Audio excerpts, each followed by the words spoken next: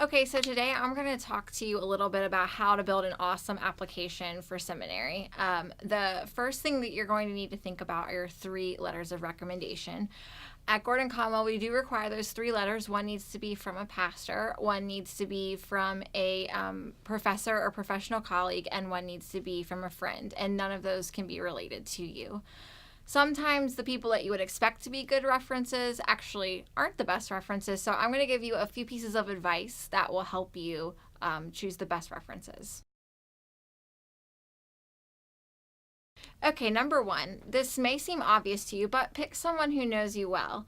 If you're at a fairly large church, maybe your lead pastor isn't actually the best choice. Maybe you should choose someone on staff who is in a pastoral role over you or who works closely with you. For example, the group's pastor at your church, or maybe if you volunteer in student ministry, a student pastor would be a better fit for your recommendation.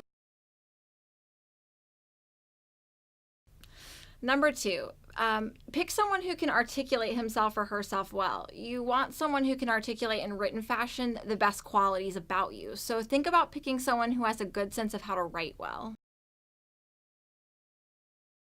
And number 3, pick someone who isn't overly busy. Your recommendations are an incredibly important part of your application. I've seen references that come in from people that maybe had good intentions, but they were just too busy to put in the time to write a quality recommendation.